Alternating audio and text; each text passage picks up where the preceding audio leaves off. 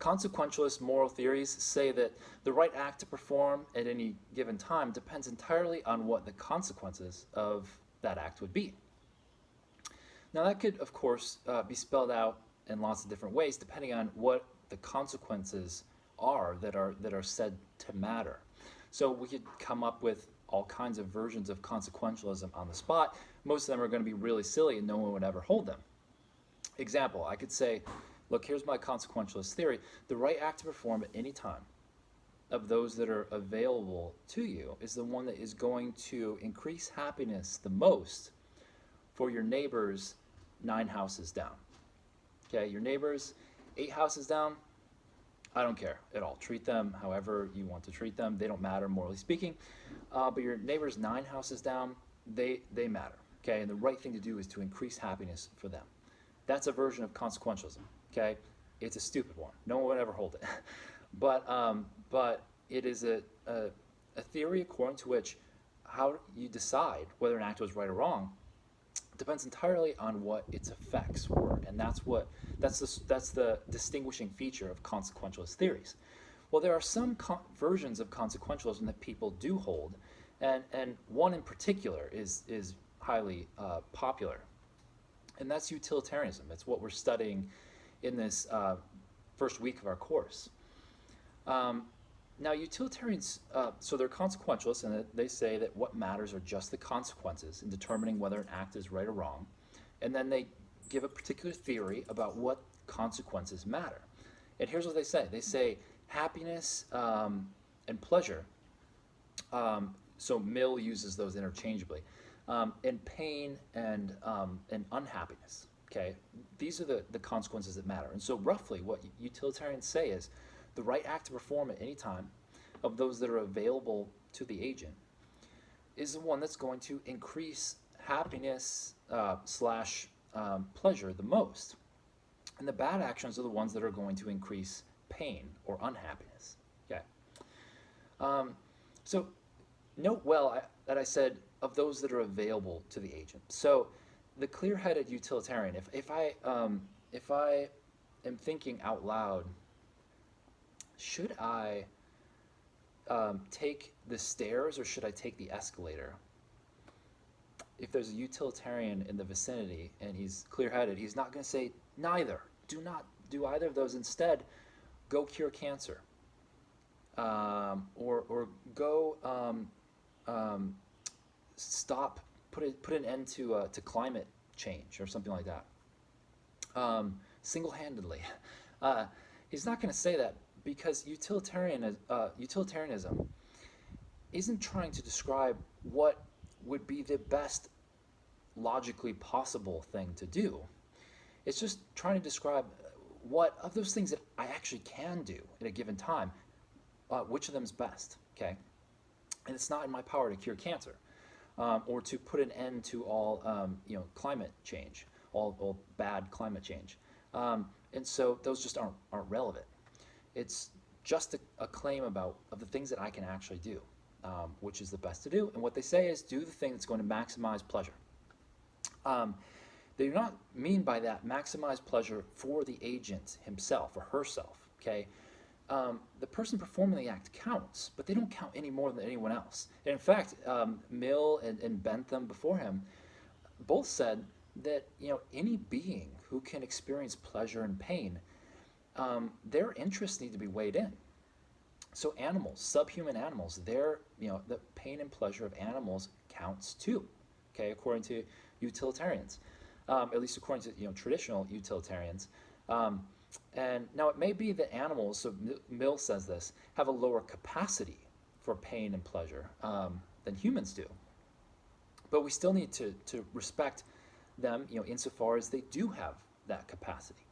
So what utilitarians think is that you should try to maximize overall happiness, okay, and that the right act to perform is the one that's going to do that. Here are a couple questions you may be having at this point. Here's one.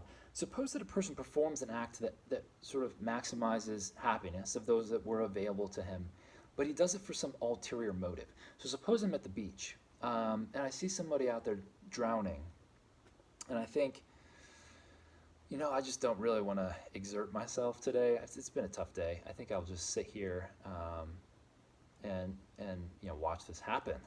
Um, it's not really my business, to save this person. But then I realized, oh, I'm with these friends, and they'd be pretty impressed. Um, they're actually have a conscience, and I would they would think well of me if I went and saved this person. So suppose I go and I save the person. Um, well, what you would be thinking in this case is, I'm not commendable for doing this. Not if the reason I did it was just to try to get people to like me. But the utilitarian is going to agree. Okay, they're going to say it's a separate thing. What the right act to perform was, and whether the person is actually praiseworthy for doing it. So sometimes we do. We ask ourselves sometimes, don't we? What should I do? In other words, how should I move my body? What words should I speak? The utilitarians are giving a theory of what we should do at any given time. And it's a separate thing whether the person actually had the sort of motives that could make him praiseworthy for it, or whether his motives in performing the right act were, self-interested.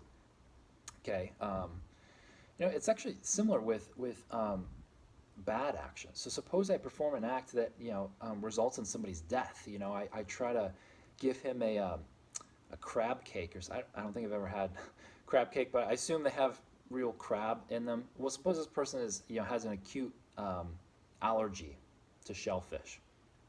He just keels over and dies. And I was, ignorant of this, and let's say non-culpably ignorant. I had reason to believe that this guy had no allergies, but I accidentally kill him with my crab cakes. Well, the utilitarian is going to say this is actually the wrong act, but you're not blameworthy for it. Okay, so utilitarianism then in general is a theory about actions. What's the right thing to do, and it's a separate thing whether the person's actually commendable or blameworthy for doing it. Here's another thing you may be asking. What's the motivation for this theory? You might be thinking, well, it's kind of plausible, but can you give me an argument? Well, going back to Aristotle, going back over 2,000 years before Mill, Aristotle thought of happiness as something that it was desirable for its own sake and not for the sake of anything further. Now, why does that matter? Suppose that I see you walking on the sidewalk, and well, let me change the example. Suppose you see me and you say, why are you walking on the sidewalk? And I say, just to walk. Say, for exercise? I said, no, not for that. Do you get any pleasure out of it? No, none at all. And you can't get any further explanation about why I'm doing this. I'm claiming to just be doing it for no further reason. That would be weird, right? Or if you go to class, and I ask you, so why are you in class right now? And you say, and I say, is it because you like the teacher? You say, nah. Are you interested in the subject? No. Do you care about your grades? No. Okay. And you just have no further reason for being there. That would be weird. But suppose someone says, I'm here because I'm going to class because I think ultimately it will make me happier. And you just say about happiness. I say, so why do you want to be happy? And suppose you say, just for its own sake. Suddenly that's not weird, okay? So there are a lot of things that would be weird if we said we were doing them just for their own sake. But happiness does seem to be one of those things. This is what Aristotle pointed out, that we want not just instrumentally. It's not desirable instrumentally like, for example, pocket change or surgery. Okay, nobody wants surgery for its own sake. You just want it for the sake of something else. But happiness you want for its own sake, and actually apparently not for the sake of anything else. Okay, it's not instrumental. It's just something you want for its own sake. Well, Aristotle took this as an indication that happiness was actually the ultimate good for humanity. Now, I don't want to go too much into Aristotle. We're going to talk in greater detail about him in a couple of weeks. But Mill is influenced by this. Mill says in Utilitarianism that happiness is the only thing that is both desired for its own sake and not for the sake of anything else. Okay, it's the only thing.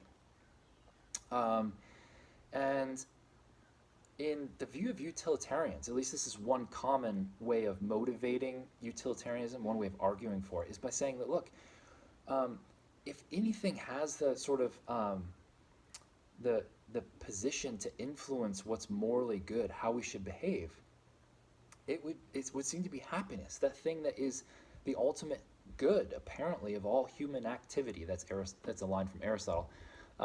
It's a thing that is desirable for its own sake and not for the sake of anything further, because it's a sort of ultimate good. It seems like that could have the power to determine how we should behave. Well, so that's one line of thought that's commonly given in support of utilitarianism. Now, there are a couple different versions of utilitarianism. I'm only going to get into one in this video, but read the notes. Okay, I've given an explanation of a couple different versions of it. What I want to explain here is what's called act utilitarianism. And in my reading of Mill was an act utilitarian. And what this says is this: the right act to perform at any time of those that are available to the agent is the one that's going to maximize overall happiness. Okay. So sometimes utilitarians or those philosophers discussing utilitarianism indulge in a kind of fiction that we can actually kind of measure happiness. We can assign like point values to it. And so there is this sort of fictional kind of point system. They call them utiles. Okay, of course, based on this name, utilitarianism. And so bear with me. Let's indulge in this fiction that we can actually talk about happiness in terms of happiness points or utiles for just a minute. So suppose that my options are A and B, and there's nothing else that I can do. And A would produce 5 utiles or 5 happiness points, and B would produce 4 utiles. What should I do? According to utilitarianism, that is act utilitarianism, I should do A. It would maximize happiness. Suppose that A would produce 5 and B would produce 5. In that case, what should I do? Either one, because both maximize happiness. Suppose that my options are C and D. I can do nothing else. C will diminish happiness by 5 utiles, and what were my options? C and D. D would diminish happiness by 6. What should I do? Now you might be thinking, does that mean I necessarily do something immoral? No, the morally right thing to do in that case is C, because C actually leaves the world a happier place. D diminishes happiness further. Okay, so that's what act utilitarians would say. Do the thing that's going to maximize happiness overall.